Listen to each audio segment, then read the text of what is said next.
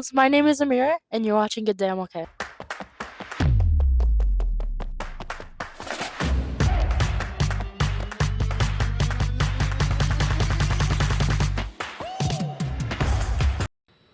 We want to tell you what we know as we know it. We just got a report in that there's been some sort of explosion at the World Trade Center in New York City.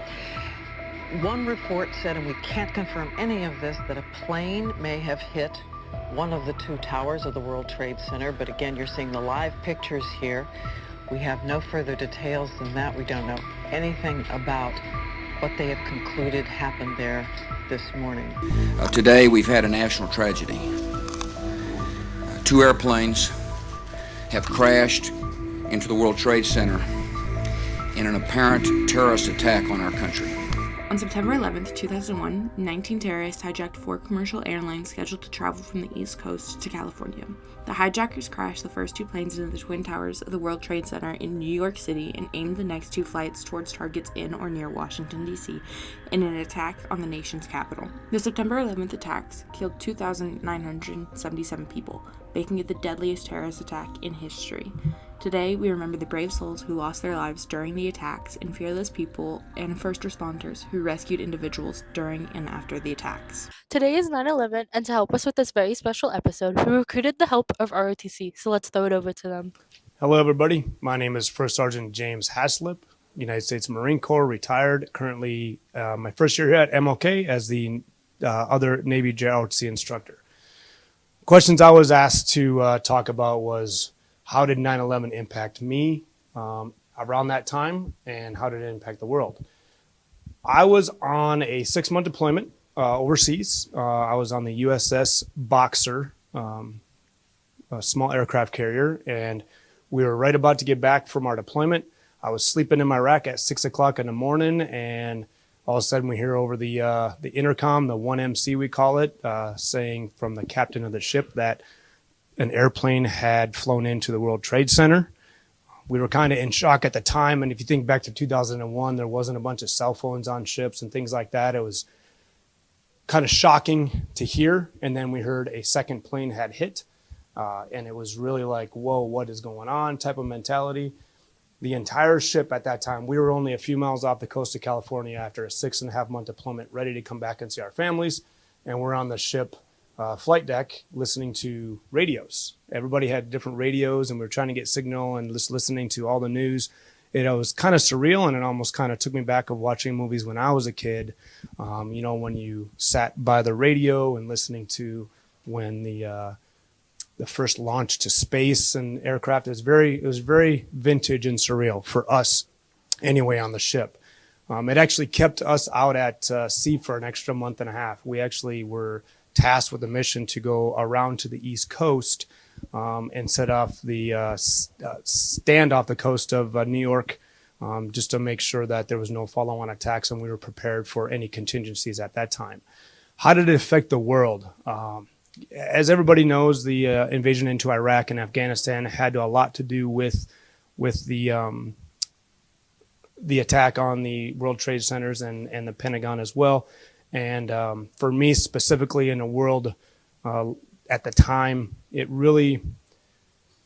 affected me quite a bit and the world quite a bit. I had some really good friends that we went into Iraq and that were some of my best friends, and they were killed.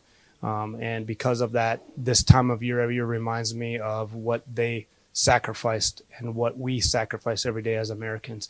And at the end of the day, if you think about the way we responded as a country, it really defines our freedom and why each and every one of our service members today, the firefighters and all the civilians that lost their lives on that day, what we stand for as Americans. So thank you very much, and I hope you have a good day.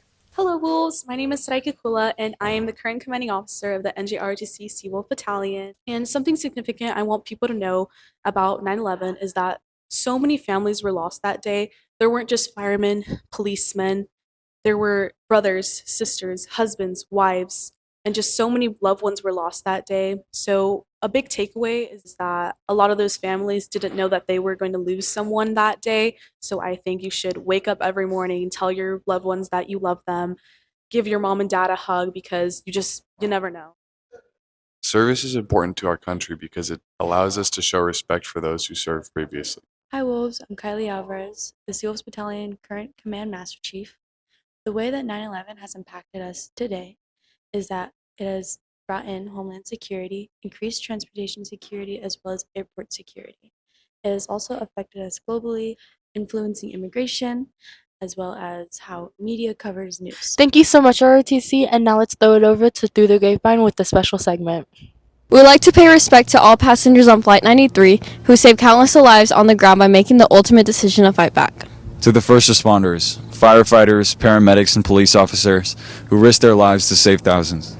And the everyday citizens that risked their lives just to help others. Co-workers that carried people down flights of stairs, or the normal citizens that lent their boat to help get people to safety. Thank you. Hey Wolves, are you going to Club Rush? I know I am. What about you guys? Yes, I'm so excited. I can't make it.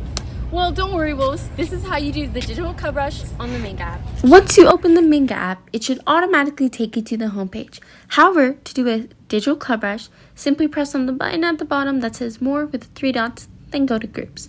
Under My Groups, it will show all the clubs you are currently a part of on campus. Under All Groups, it will show the many clubs we have to offer at MLK. As you can see, there are many to choose from.